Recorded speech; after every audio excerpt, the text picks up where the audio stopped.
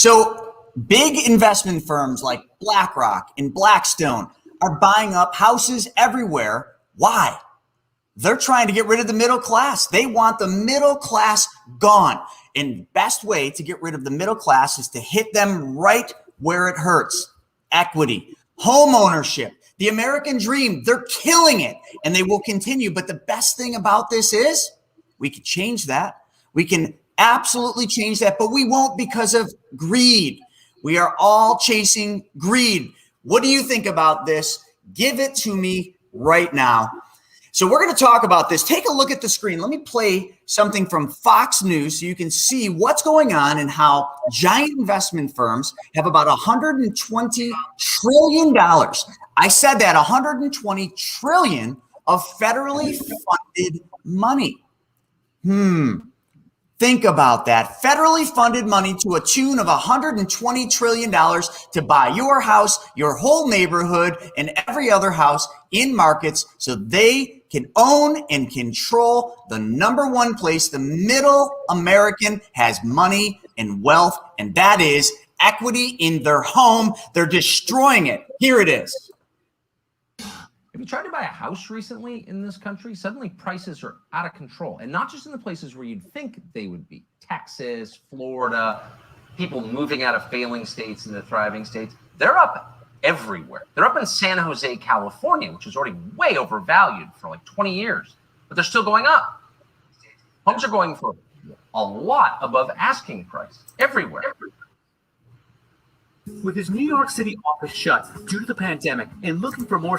All right, that's enough of that, but listen to that. Steven, so this is what the F happened. A weekend review of the markets and all this craziness. Is it a boom or is it going to be a bust? What do you think? Comment below. Is this going to be a boom or a bust? Well, I don't know.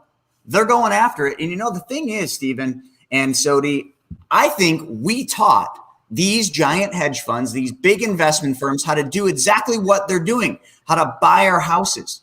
Is anyone else on here? Steven, what's real estate looking like in your market? Are housing prices going through the roof? Yeah, I mean, South Florida, where I live, is just off the chains. I know that a lot of the whole country is, but down here is really, really crazy. And, looking at this article and what BlackRock's doing, a lot of these big hedge funds are doing out there. I mean, money's cheap right now. It's done by the Fed. It's done, government money. And what I'm really worried about, there's a lot of talk. We could talk all day and comment with people about, is that capitalism? Is that a free market? Should they be going in and buying up real estate and outbidding your normal middle-class home buyer and families and buying entire neighborhoods? That's a whole nother. What to me, where I really get worried is, okay, if this is a bubble that we're in right now and the housing market's going to come down at some point or even crash like we saw in 08, who knows? It could happen. I know it's a little different, but there's some things that are lining up recently that are looking pretty similar. And so if that does happen, does our taxpayer money end up bailing out these companies like BlackRock that are going and buying up this real estate and allowing them to keep it while us as regular people end up losing our homes? So there's all kinds of different 3D and 4D chess going on and different angles to talk and look at about this. But I'd love to hear what other people think. If anybody's on here and you could type in the chat, let us know what your thoughts are on this. This is big news. I was just speaking out in Louisiana at a mastermind, and this is the number one thing. And I had two people when I was doing my talk ask me, what are iBuyers? And for those of you not in real estate, iBuyers are big investment groups buying up houses from wholesalers. Wholesalers are people that basically go out there, find lucrative off-market deals, or right now on-market deals, and then they sell them off to another party. They're an intermediary. They basically lock the deal up. They control the deal through a contract, and then they wholesale it or assign the contract to an end buyer, and they make a profit doing that. Well, iBuyers for years now, I remember talking about this almost 3 years ago, iBuyers were buying properties from these wholesalers, and the wholesalers loved it, because they were paying them, big fees, big assignment fees. And these wholesalers would, just find any property they can. And these iBuyers, these hedge funds, would just buy these properties up. And we didn't even think about what was really going on. The iBuyers were trying to learn how real estate investors are getting the deals before anyone else knows.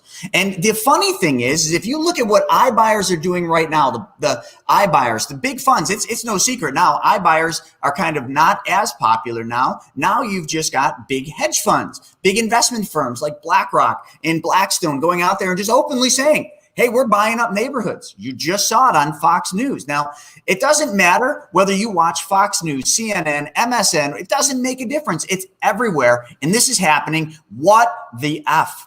This is why pricing's going through the roof. Everybody thinks, oh, it's supply and demand. Yeah, but where is the demand coming from? Is it your neighbor? Is it your coworker, your friends, your family? Or is it Wall Street, folks? It's not what you think. Real estate prices are going through the roof because companies like BlackRock are paying 20, 30, 40% over ask. And they're not just buying one house, they're buying all the houses. What do you got to say about that, Stephen?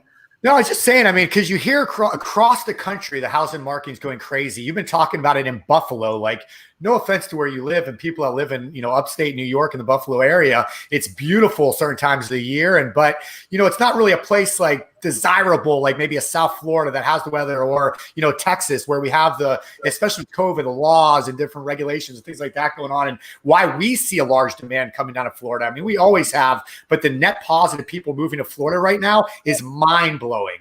But, what is driving that across middle America? What's driving that across some of the places that don't have that desirability? Why are prices going through the roof? And I think this is why. Like, I think it's these big companies, these iBuyers that are going in and driving real estate markets. And to me, man, if you're buying homes right now in areas like that, I would just be very careful and think about that, because when things come down, when has the American people ever been bailed out? When do the financial systems of these big hedge funds get bailed out? Every single time. So I just say be careful if you're in real estate. Absolutely. Like, yeah, when are we getting bailed out? Right? It's not going to be anytime soon, folks. And, this is why we do What the F Happened, to bring this stuff to light so that you can see what's happening out there. It's not what you think. Everybody just thinks that it's their neighbors buying the houses. It's not. It's Wall Street buying them at a rapid pace, way overpaying for them. Because why? And, a lot of people ask me, Stephen and Jody, they say, why would an investment firm pay intentionally 30, 40, 50% over ask? But people don't quite understand this. They think that makes no logical sense. But from a Wall Street standpoint, for an investment firm, it makes all the sense in the world. Let's think about it this way. Okay. Money right now, you would think it's all in Wall Street. It's in stocks, bonds, mutual funds, all that stuff. No, that's where your money's at. Wall Street hedge funds have been pulling their money out of the markets because they know something's coming in a year, 2 years, or maybe this year. We don't know when the market's going to go down. You can't time it. But if you look at Warren Buffett and you look at Bill Gates and you follow Ray Dalio, you can start seeing the patterns. The billionaires are selling.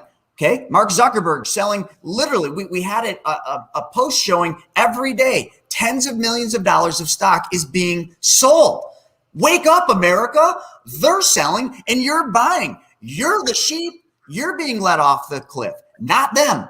They're the smart ones. They're selling, getting capital ready. And then now let's talk about why real estate. Why can they pay 40%? If all this money in the tune of trillions of dollars flows from hedge funds out of the markets, while all of you are plowing your money in the market because of FOMO, because you think this euphoria and this excitement's never going to end. It will, just like it ended in 1929. Folks, it's not party like it's 1999. It's get ready like it's 1928. That's what's going on now. So money flows out of Wall Street, right? It's got to find a home. So what do these big investment firms know?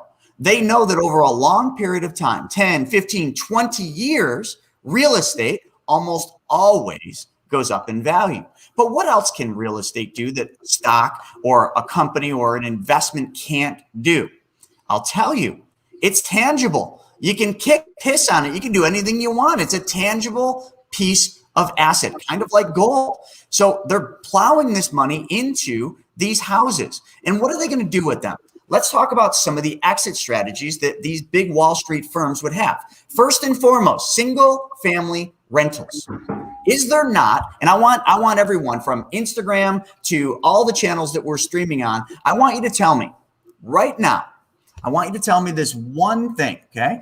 I want you to answer to me, is there a big demand for single-family rentals? The answer is yes. There are more people that want to rent single-family houses that may be rented in the cities that are trying to get out of the cities. There's this mass move because of COVID.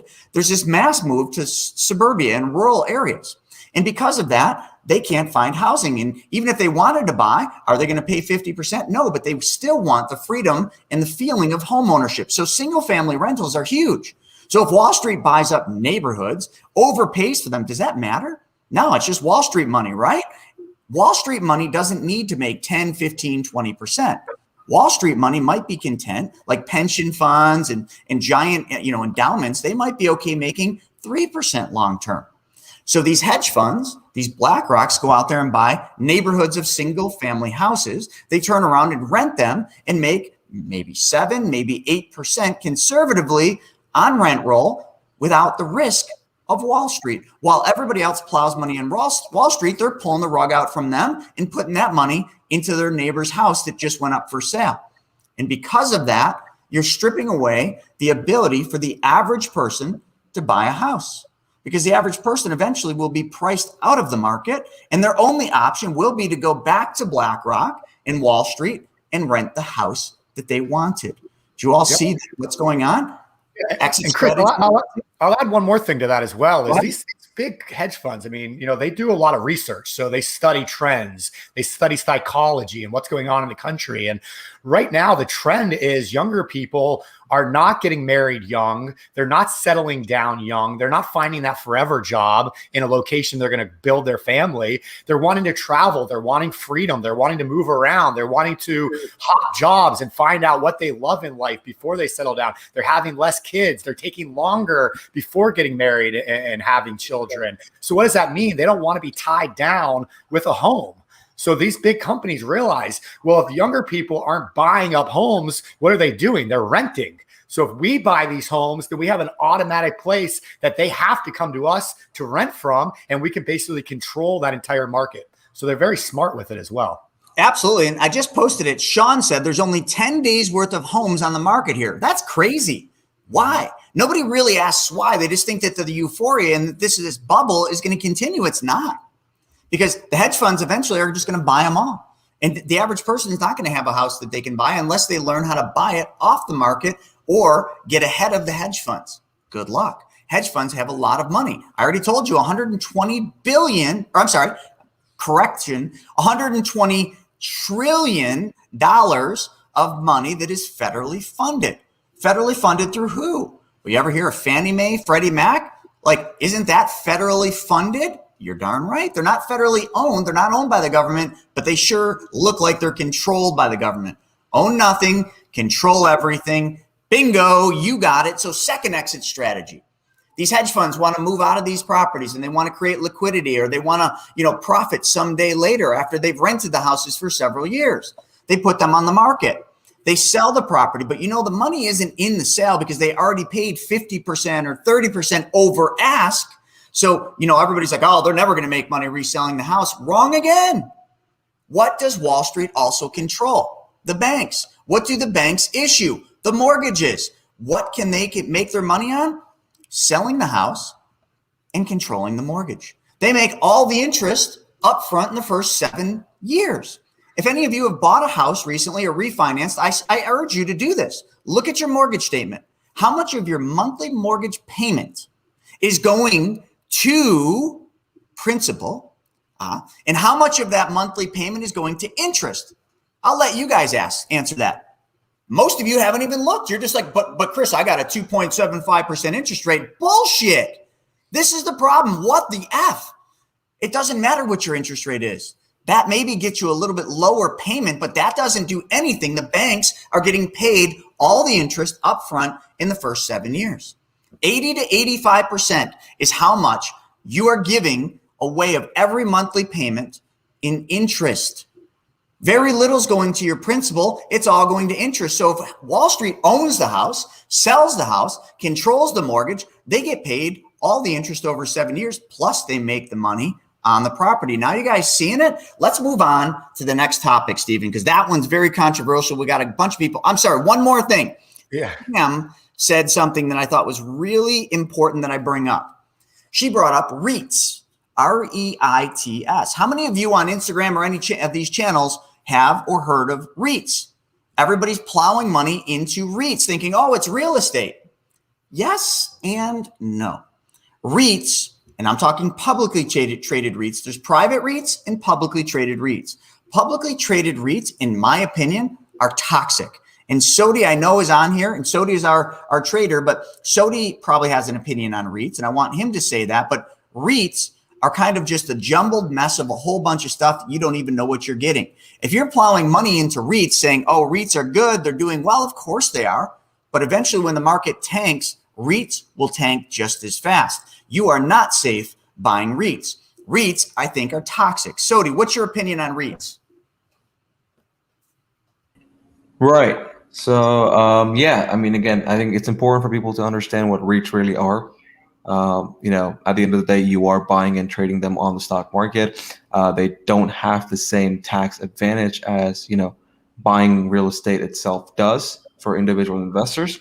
So that is something for people to think about, that yes, you are being part of a company who owns real estate, you get pretty good dividends, but all of that stuff at the end of the day is still capital taxes, capital gains. And again, this is not tax advice, but it's something important for people to consider because, generally people ask this question, I'm a real estate investor, is it time for me to go into REITs? Well, there are so many more advantages of actually owning real estate. So why, and if you are someone who is experienced with it, why would you want to switch it out, giving your money to somebody else who's, building up that portfolio while you have the ability to do the same and get all the advantages that come with actual real estate? And secondly, I think REITs are also, they're very difficult to find. There are plenty of REITs out there, and I think a lot of people get caught up in them because they have very high dividends. I think people see, 6%, 8%, 11% dividends, some paid out over monthly, and it seems very exciting. But I think a lot of people forget to do their due diligence, like Buffett said, invest, understanding the business and owning it for a lifetime. And that I think that hurts them because for an 11% dividend, you end up buying a REIT that ends up falling 25% in a year. So net, you're still down. And now you regret not actually buying real estate. So I think that's something for people to consider, that REITs are a very specific business. They're very complex. You need to be able to analyze them. You need to be able to understand them. If you can find and pick a good REIT, yes, you have an advantage. But again, that's not an easy task for an average investor to do. And for someone trying to create a REIT portfolio, again, there's thousands of REITs out there. You'll have to find the right ones. You'll have to find the right diversity. Are you looking to, diversify into industrial real estate, commercial real estate, residential, your health homes and things like that? So again, it's a very niche industry and it's important to understand it. But like you said, if people that are not doing their due diligence, they're not following through, they probably won't be able to pick the right ones and end up losing money. And like, what's Buffett's rule number 3? Don't lose money. Don't lose money, but you got to follow rule 1 and 2. And what are rules 1 and 2 to making money in the market? And you can't fail if you follow the Buffett's 3 rules. Sodi, what are they? Rule 1, buy low, sell high. And rule number 3? Rule number 3 is don't lose money. And right. I'll let you fill in rule. If you buy low and you sell high, what has to happen each and every time without a doubt? Not lose money. Right. Bingo. Well, thanks for queuing in on that. Now, Sodi, I know you're trading today and there's a lot of activity going on, so I'm not going to bother you too much except for on a couple topics. But folks, and Chris, before we move on, the REITs, I mean, they're so large too. Like there's millions of people, and that's why those of you, I see a couple on here that are in the private money club. I mean, that's why we deal with private funds, ones we can control, ones we know exactly what's going on, ones we can, So if you're part of like a private club or an investment group like that, you get a whole nother opportunity. Very similar to REITs, but typically much better returns, and you get a lot more control over what's going on. And that's why I love the private funds, using self-directed investing as opposed to just a regular old investing through REITs and things like that. Still having the real estate as the backing, but having a lot more control. 100%. And a lot of this stuff is controversial, but that's why this is called What the F Happened. Folks, you're all watching this week's episode. We do this every week of What the F Happened, a week in review of this crazy market we're in. Is it a boom? Is it a bust? And when is it all going to happen? We bring this live to you with the professionals, with Sodi. Me and Steven have a lot of fun. Thanks for joining us. Click the subscribe button below. Make sure you mark this, like this, comment on this. We're here for you, folks. So let's get into the next topic. The next topic I'm going to put up here is one that I witnessed this weekend. And I would agree, like, hey, things are getting back to normal in the sense of travel. So here we go. I'm putting it up on the screen right now. Airport screenings top $2 million a day for the first time since the pandemic. Holy shit, people are getting out there, traveling, seeing the world. So one of the things that Sodi had mentioned, when we were talking about this, is he says, is everything good? Are we good now? Or is this just a mistake that's going to lead to the next problem? So let's talk a little bit about this. Let's talk, Stephen, why don't you lead this one off? What do you think about the fact that airlines and all the airports are crazy right now? Flights are getting canceled left and right, and they're not getting canceled because of weather in most cases or because of plane failures. They're getting canceled because the airlines don't have enough people to support the activity and what's going on. Why? Anyone ever think about that? Why is it so crazy at the airport? It's chaos. Is it because it's just that many people going there? No, airports are used to 2 million people a day. What are your thoughts? Yeah. I mean, people are, the pandemic is essentially over. People are ready to get out there. They've been locked up for, some places over a year now. They want to get out and travel and visit family again and go see their kids or their parents and enjoy life. It's summertime. I mean, summer travel is always strong as it is. And, what the airports, what these airlines, what they're all facing is the same thing that every small business and business across America is facing right now. Just they aren't able to hire. I don't know if you want to get into that right now, but why not, man? It's what the F. I mean, that's pretty controversial. Like, hit that sucker right in the head. Punch me in the nose on that. Why is it the airlines can't hire right now? You tell me.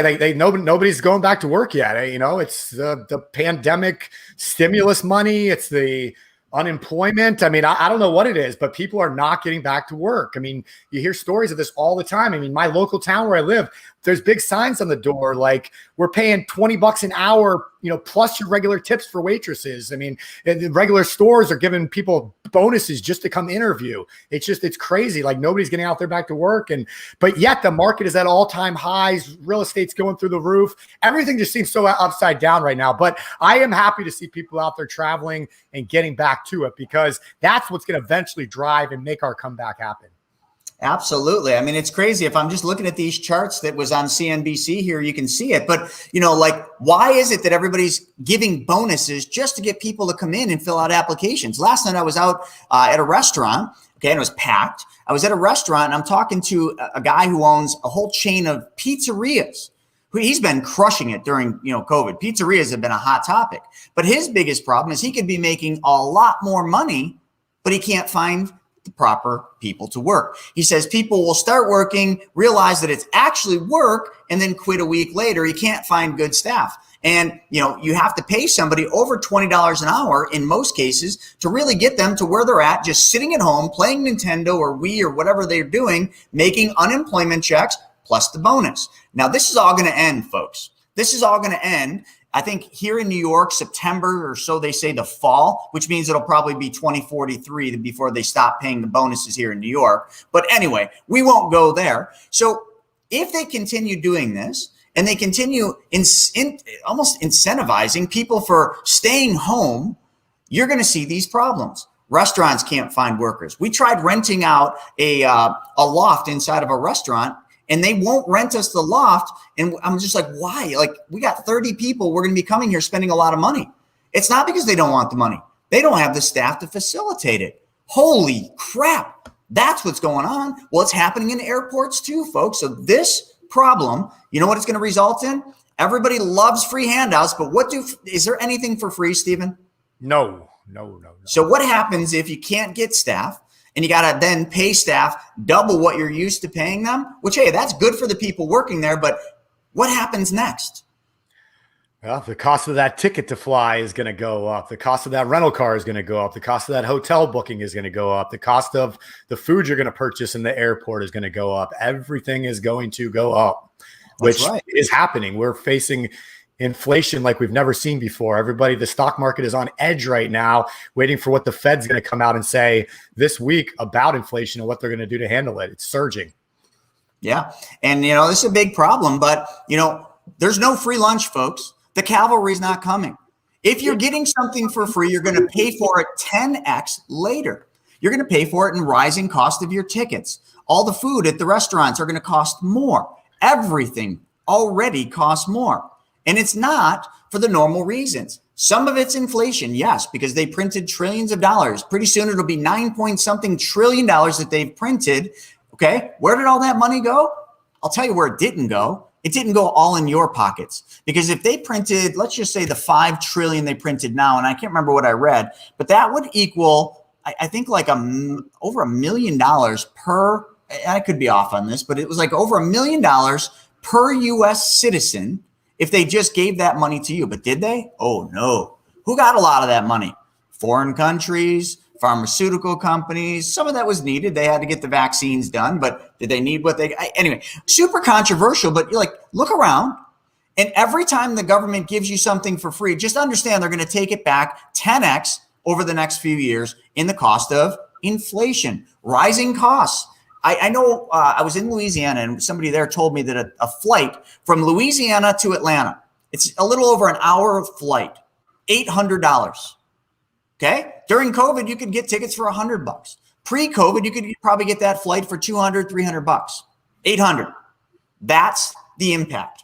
So with that being said, we got some good comments here, and I urge everybody here on Instagram and on all these different channels screaming. Like I said, this is a weekly episode called What the F Happened. Make sure you click below, smash the subscribe button and the bell, and let's make this happen so more people get this knowledge, because just like Tam said, it's time to study up, folks. And this is study, but this is fun. So not only that, Lynn said people are being paid to stay home higher than their salaries. And then somebody else said something here. So investing in plane companies is a good idea right now. See, that might make sense. But I want everybody to understand something about investing. If we know something's coming here in the future, a year, 2 years, maybe 3 years down, if we know the big event, the big storm is coming, if you're investing in any stock, and I could ask Sodi this question, he can answer it very easily. When the tide goes up, everything goes up. So everything's going up right now. Airlines, food companies, I mean, pretty much you can invest in just about anything and it's going up in a roundabout way. But when the tide goes down, what happens? Everything goes down with the tide. So you have to understand the simple rules. Buy low, sell high, and don't lose money. But then there's always that person that says, well, yeah, but what do I invest in now? There's, like, if everything's high, simple. 20 to 30 year US treasuries. Oh, well, why would I buy those boring guaranteed bonds from the US government that only pay me 2%? Because they're low, folks. Because when everything's going up, those bonds are going down. And then when everything goes down, those bonds go up. It's an inverse relationship. You got to think unlike the herd. You don't follow the sheep. You're the lion. Be the lion and go off on your own, set your own path, and just logically think. Maybe the best thing to do right now is just to get out, sit on the sidelines for a little bit, and wait for the entry when you can actually start buying low. Right. But that's not what everybody does. And don't conflate the fact that there's rising plane tickets and demand for the airlines that they're profitable. I mean, what is gas prices doing right now? Skyrocketing, right? What is the cost we just talked about? The cost to get employees to work these airlines and to get on these airplanes and be flight attendants and pilots and the check-in people and all that. All that's going up as well. So just because there's more demand and more people flying doesn't mean there's more profit for that airline. So there's a balance there. Big balance. So, one other thing I just want to hit real quick, and we got a neat little slide on this. So check this out. It's another CNBC article, and it's all about a mall owner, Washington Prime, files for Chapter 11 bankruptcy protection. So I want everybody to think about this. We talked about real estate earlier.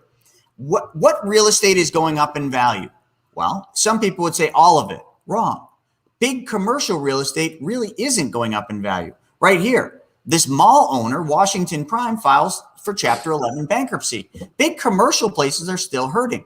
Our facility, my office space, is an 8,000 square foot facility that we built out inside of a mall. Not just any mall, a dying mall. A mall that is going through a complete they're going to rip most of it down and rebuild a city center here because things change. So right now might be a good time to look at commercial real estate, because if it's going down, then it makes a good opportunity. I just wanted to bring that up. Steven, anything to say on this right here?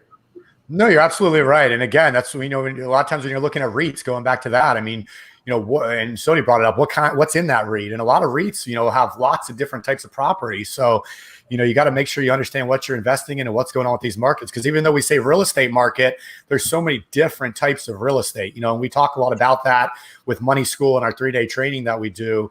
But you got to understand there's different, real estate's in it, but there's so many subcategories within there. So you got to know what you're doing. Absolutely. So let's move on to the next one, because the next one is going to probably be really controversial. And I like being controversial. I like talking about the things that not many other people want to talk about. So here it is. All right, let's put it up here. Let me find it. Goldman Sachs and Morgan Stanley. Okay, Goldman Sachs and Morgan Stanley, two giant banks. Some would call them investment banks. What are they doing? They're leading the push with this vaccine. They're mandating that some of their employees actually, here, I'll put it on the screen here real quick. Some of their employees have to prove that they're vaccinated. So let's take a look at this. And I want all of you on Instagram and any channel, first off, subscribe below, hit the bell, and let's talk a little bit about this. But I want your opinion on this right now. Okay, right here. What is your opinion on this? Companies push employees to prove they are vaccinated for COVID-19. So what does that mean? If you're not vaccinated, you're fired? Fired. You guys remember that movie? Fired, fired, fired.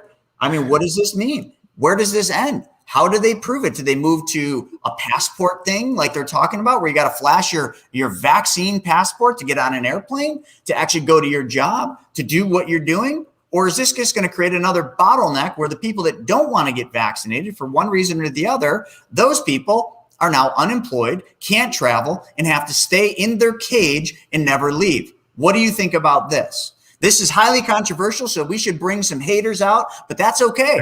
Haters need hugs too. Steven. Yeah, and while they're commenting on that, I saw something very interesting a day or two ago that said in Congress, the House leader Pelosi had a rule where she was requiring non-vaccinated members of Congress, when they were within Congress, to wear a mask. And all of a sudden that rule's gone away over the last week or so. And now there's no evidence. Like, just basically anybody can not wear a mask. They don't have to prove they were vaccinated anymore. So if members of Congress are able to go around without showing that they're vaccinated, like everything's back to normal, then why shouldn't everyday Americans and people that have jobs be able to go to work with that same freedom? If our power, the people that lead us and are in control, are able to do something, why can't we? And that goes back to how the entire pandemic was handled. I mean, how many times did we hear about a politician on both sides of the aisle saying something or setting a rule or out there, signaling something, and then they're caught doing the exact opposite a couple days, a couple weeks, or a month later? Happens all the time. So I don't think that this is going to lead anywhere good. And I think it needs to be stopped immediately, in my opinion. Totally agree. And, we got Instagram coming in saying this is so against their civil liberties. They're creating, and then Michael said they're creating an ultimatum. And, Gabriel said above the same thing. It's a horrible thing and against civil liberties. Is that against civil liberties? Sean right here on YouTube said, I thought federally that they couldn't require this. Well, so did I. I think Steven and I have talked about that, but companies dangle cash, time off, and other prizes, okay, to encourage vaccinations. Executives made personal appeals in town hall meetings and internal memos. Like, is this against your civil liberty? Yeah, I mean, I've seen concert tickets for sale where if you're vaccinated and you can prove it with your little card, you can buy a concert ticket for $100. If you're non-vaccinated or you can't prove it, your concert ticket's going to cost $2,000. Dude, that's just like, that should absolutely not be allowed. But do things make sense right now, folks? For all of you watching this, do things make sense? No, nothing makes sense. It doesn't make any sense. Why is the government pushing the vaccine so hard? Why are they offering incentives? Why are companies giving bonuses? And what companies are giving bonuses and prizes for their employees to get vaccinated? Look at the screen, folks. Wall Street Journal. Who are these? Goldman Sachs, Morgan Stanley, and a bunch of big banks. Who are big banks, folks? Who is Wall Street? Who is it? Federal Reserve, right? Federal Reserve, U.S. government. You can kind of piece the whole thing together. It doesn't make sense. I want your guys' opinion, good, bad, or indifferent. If you hate what I'm saying, good. Why? Prove us wrong that this doesn't make any bloody sense. Okay? I'm not saying I'm against the vaccine. My mother got the vaccine because she needed it. She's got health risks, right? But did I want her to get it? Not really. But she had to because the alternative was maybe not so good. But again, should your kids get vaccinated? Should they make it mandatory that your kids get vaccinated to go to their pediatrician? Holy crap, that's happening right now. If you don't get your kids vaccinated, some pediatricians won't even see them. Think about that, folks. Is this against your civil liberties? I want your opinions on this.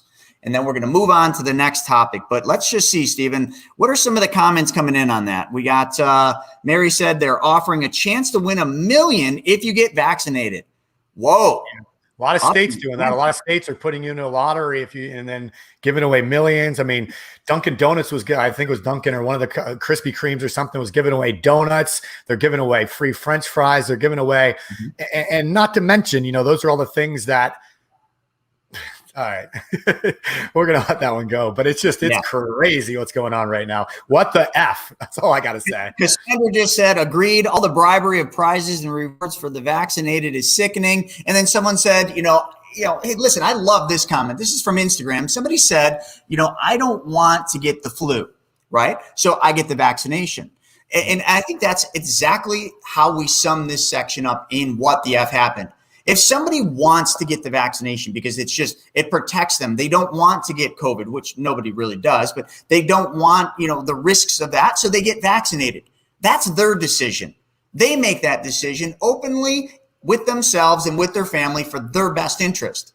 They don't have somebody shoving it down their throat. They don't have somebody saying, if you're not vaccinated, your ticket to this concert is going to cost more, or you can't take this flight, or you can't come to work, or we can't give you this job. That's different. Because that's forcing it on you, and that's forcing people that maybe are healthy that don't want it for one reason or the other. Then now all of a sudden, that's not right, in my opinion. So what the F? What are your opinions? Let's hear it. Sneetches with the stars on their bellies. I'm not even going to go there. Not even going to go there. All right, next topic, and then we're gonna push this thing to the end. Everybody loves when we talk about crypto. And everybody's super bullish on crypto again. Why? Well, it's close to $40,000 again. Where was it not long ago? Close to $30,000. Were people buying it, being super excited? The smart ones were buying it. But you know what? Crypto's not going anywhere. I can tell you that right now. So let me share my screen, and we're going to get into this one because people love talking about crypto. And I know we're talking about it, but I still am being super wary on this. So here we go. Okay, we got some commercials going on here, but Goldman expands into crypto trading with plans for Ether options. So Sodi, I know you're trading, but can you just comment a little bit on what is Goldman doing here? Yeah, so Goldman basically is starting to, provide liquidity to the markets in different kinds of products, and apparently crypto trading looks like for Ether, which is the coin that runs for Ethereum. I'm not very fluent on cryptocurrencies, but all I know is that we are seeing some of the biggest investment banks, starting to offer everyday investment products on these cryptocurrencies that really didn't exist before. So, this can be seen in multiple ways, but this is good for a lot of crypto traders because they're starting to see, okay, now there's liquidity coming in the market, and I think this may be sort of a early adoption or something. But it's interesting to see because these are not companies that would usually do this, but now they're very willing to offer different kinds of products, and we know what options are. We know they're a leveraged form of investment tool. So the fact that they're offering those on already volatile assets really does tell you that, okay, well, these markets are about to get much more interesting than they already were. So, and Goldman Sachs, they don't like to lose money. So I'm sure they know what they're doing. All these big banks do. So right now, if it's we already have futures on Bitcoin. Now we have options coming on Ethereum. I guess next we'll have something like this on Dogecoin. Who's to say? There's endless opportunity in this market. So I guess for them, it's a money-making business, but for investors, this could be an opportunity, also something very risky, because most people are already not familiar enough with options, and now you give them options on more volatile assets. It's like trying to juggle like swords when you don't know what juggling is. I think the big thing about this post, and we talked about it last time, and I believe it was Fidelity, is coming up with an ETF, if I'm not mistaken on cryptocurrency, but like right here, like in this thing, if you're looking at the screen, it says Bitcoin's recent plunge has renewed debate over its mainstream appeal. Why? Because Bitcoin goes down, now it loses its mainstream appeal? Right.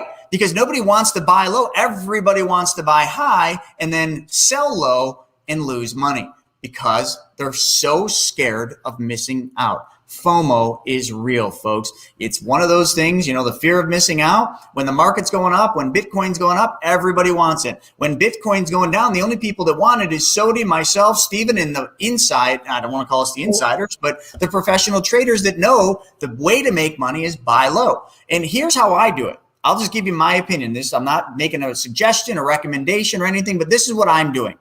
I know that based on support and resistance levels of Bitcoin, we're not going to go to Ethereum right now, Bitcoin at around 30,000, there's a strong resistance level. You can actually see it right there on this chart on the screen. There's a strong resistance level. Okay. Is it as strong as I like? No, but crypto is relatively new, but that's the best we got. So we got some real strong floors at about 30,000. And there's a strong support and resistance. So there's a strong support there and resistance. So you got a range between about 30 and 40. You can see it right here. Look at the chart between just above 30 and at 40. So what I do is when it gets close to 30 to 32, I buy. When it gets close to 40, like yesterday and probably today, I sell. And I just keep doing that. And everybody says, oh, well, that's not how you make wealth. Like what happens if it goes to 60? Great. If it goes to 60, a whole bunch of people are going to buy it and then it's going to come back down. And when it does, I'll buy it again. I'm doing quite well. Sodi's doing quite well with it in the trading because we just follow some simple rules. And the rules we don't follow is we don't buy when the market's going up. We don't buy when Bitcoin's going up because when it's going up, we're looking for our exit, not our entry. Everybody's got it backwards. How do you do this, Stephen? What do you got? What's your take on this? Yeah, I mean, I'll definitely get into that, but here's my opinion is Bitcoin's exciting.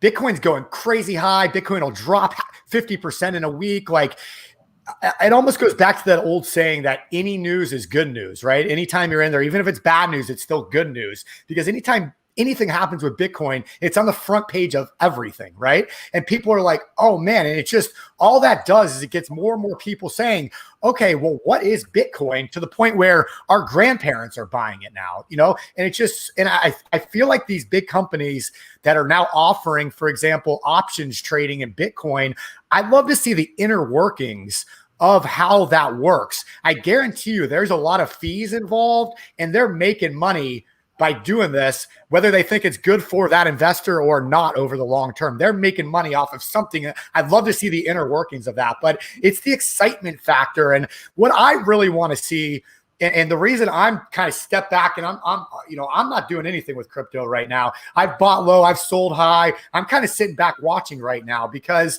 I think you're right. If you're trading, kind of getting in there, and we have a couple students that were emailing us this week. Hey, we listened to you. We bought at 30. We just sold at 40. We're waiting for it to come back down. That's a great strategy. Absolutely. But what I'm really looking for is what's going to happen with Bitcoin and cryptocurrency when the entire market drops. When the stock market, because we're all in agreement, anybody, at some point this market's going to come down, if not crash. What's going to happen with Bitcoin then? If Bitcoin stays, maintains, and soars from there, it's the real deal. If it follows the market and crashes too, then who knows what it was the entire time. But that's what I'm really interested in. I like it. Michael said, when something is too hyped, I think that's a sign to back off for a little bit. It's kind of just what Stephen just said. Yep. And, somebody else on Instagram was commenting about Dogecoin. Like the joke, right? The one with the dog that now is on NASCARs, right? It started as a joke and now it's a thing, but why? Is it all hype? I certainly will say yes. But a lot of people are saying no. And it's personal opinion, but I don't buy anything without fundamentals. And you know what? Here's the thing. Let's take Ethereum off the table a little because that's different. But all this crypto craziness, what is it backed by? What is behind it all? Is there anything behind Dogecoin besides your buddies telling you, oh, it's a great investment, I'm making a ton of money? Does it have any substance? Does it have any tangible assets? Does it even have a freaking balance sheet? I mean, what the F? What's the balance sheet? Hey, we got a bunch of people that believe this joke and they started buying it. Now it's worth more than Ford Motor Car. Let's buy some more. Holy shit. When else did this happen? Though this isn't new, folks. 1929. They watched those little tickers come off those little glass things that printed out the ticker reports, and they bought anything, and everybody thought it was going to the moon. Dogecoin, in my opinion, is dog beep. You get the point. So if you want to buy the dog, go ahead. But just realize there's probably going to be a time in the future where Doge is going to be not around. So take your bets. And if you're trading it, great. Just plan your buy and plan your exit. That's it doesn't matter what you buy and sell in the markets. There's always a way to make money if you trade with rules. And I think Sodi would totally agree on that. Did you want to just comment on anything, with Dogecoin? I know we did this last time, but do you have anything to say about that, the little puppy dog? No, I think you guys covered it really well. I think it's important to have rules. The biggest thing that you guys focus on is, having your rules, because if you don't, like most people buy it, but they never know when to sell, and they always start hoping and wishing that the market does this, then I'll do that. But that's not how the market works. You got to have a plan before you get in it, because if not, you will get hurt. So I think Stephen covered it really well. You wait for pullbacks, you buy in if you like it, if you believe in it, and whenever it hits a certain price that you have a target for, you get out of the market. You don't have to hold on to it. So I think that's a really good strategy, and I think most people don't have that. That's why they either end up making money and they think they're experts, when I think it's more luck. And then there are people who end up losing money who can't figure out why they actually lost money when they're doing that same process with no rules. Yep. Everybody's got a plan until they get punched in the face. Who said that? Steven, who was the person that said everybody's got a plan until they get punched in the face? I have no idea. Mike Tyson, baby. Mike Tyson. Everybody's got a plan until that dude punches you in the face. Your plan's out the door. So, this is What the F Happened. For those of you just joining, make sure you click below and subscribe. It's a weekly show we do, and we have some fun. We get a little controversial, a little opinionated, but you know what? We're here to teach you and to talk to you about what's going on out there, and we talk about what happened in the week. And every time we do it, we always have a funny meme. And, Sodi came up with a really good one this time, and I'm going to put it up on the screen, and we're going to read it. And you guys can comment on what you think about this one right there. All right. Wonder if it's unpaid too. The 2022 Global Capital Markets Summer Analyst Program. Ooh, that sounds sexy. Sodi, are you signing up for this analyst position? Not this summer. You're asking, I wonder if that's unpaid too. So that's our meme for the day. You guys can take it for what it's worth. It might be over some people's heads, but just read it and think about it. And eventually, later in the day, you'll figure out what that means. So to wrap this thing up, it's one of my favorite things that we do each time. We're going to talk about fear and greed. And I think fear and greed is a really good topic. And, Sodi usually does a really good job, and so does Steven. So I'm going to shut my trap, and I'm going to share the screen, and I want them to talk a little bit about this chart, which is the Fear and Greed Index. Steven had some choice things to say about this earlier today, and I want him to go off on it now. Yeah. Yeah. I mean, it's just, oh man, again, we're breaking records every week right now in the markets. Things are going crazy, yet we can't hire people to run the airlines. We can't hire people to run our restaurants. Where is all this coming from? Everything just seems so upside down. Markets are skyrocketing, but you'll see this. The general public is going to follow. They're always going to follow. So they see things are going good. We haven't had a downturn in the last few weeks. Things are going up and up and up. So guess what's happening? People are getting greedy. They're saying, I don't want to miss out on this. I don't want to miss out on these records that are being set every time. That's the wrong thing to do. Be fearful when others are greedy, and greedy when others are fearful. That should be rule number one. That Buffett, buy low, sell high. Why is everybody buying high right now? Buy high, high, high. We're greedy. Be fearful, please. But it's just creeping up. If you've been following us now for a few weeks, 3 weeks ago, 4 weeks ago, we were down in that reds area. And then the next week we were in the orange. Then we started. Now we're in the middle. Why? Oh man, I got a sound machine for that. Check this out. Dropping bombs. That's what Steven just did there. Sodi, what do you got to say about the fear and greed index? I mean, good luck following that one. Yeah, no, definitely. Steven said it well. Things don't make sense, and we've seen this over the last few weeks that we've done this. We've seen this already start to creep up into the greed region, and who knows? Next week this might even be higher, and I guess we'll find that out then. But it's kind of wild to see how it fluctuates. We go from like greed to fear, and then back to greed in a month, and it feels like people just forget that month, like that drop never happened, and we're back at all-time highs. Oh man, so good, so good. And so many great comments coming in. Truth, some people have some questions. And then Michael said the greed makes people excited, and that excitement is dangerous.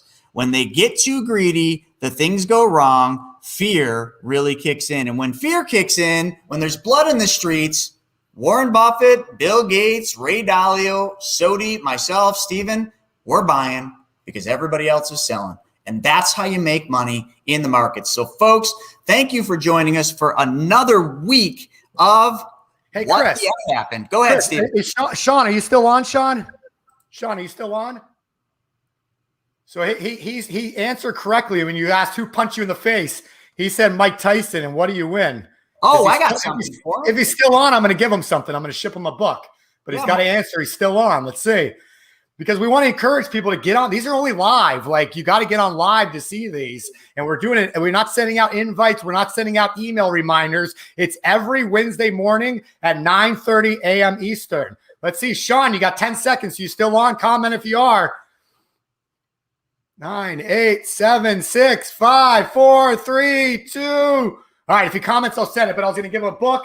Flip, Bank, Live. Just an awesome book about real estate, self-directed investing, and everything that gets into it. If he comments by the time we sign off, I'll send it. If not, we'll give away something next week. I got a pile of books. I just went through my whole library. I had a bunch of duplicates. So let's start giving things away. There he is. Sean, I will get your address. I think we have your address. I'm going to ship you this book. So thank you, everybody, for being here live with us. We love doing these. Flip, Bank, Live. This is coming to Sean, and we'll start doing a giveaway every week for the next little bit, if that's cool with you, Chris. Absolutely. And I got one more giveaway, folks. One more giveaway. Here it is. Today, we are doing a free training called the Wealth Webinar Series. Actually, it's nothing new. We do it every week on Wednesdays at 1 p.m. All of you need to be there. And I'm going to make it sweeter because any of you that are on What the F Happens episode today, you're going to get another book, a brand new book that not one person has yet. We just finished it. It's hot off the presses, and it's a book that teaches you how to buy cars like the wealthy, how to get all the money back on every car you will ever buy, drive, and own. You want to learn how the wealthy buy cars and how they get all the money back on all the cars they buy, and they don't have to sell the car to do this. This book will be that.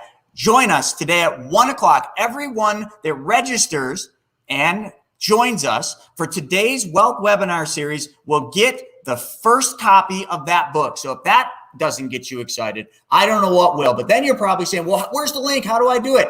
Easy. If you're on Instagram, go into my Insta story and you'll see me talking about today's Wealth Webinar Series. Swipe up, click the link, and there's your registration. For everybody else, check the bio. And also, we're going to be posting things all day long. Check my stories on each of the pages and find the Wealth Webinar Series and join us today to get a copy of the free book. With that being said, folks, we are done with another episode of What the F Happened. Join us next week at 9:30. We can't wait to see you then.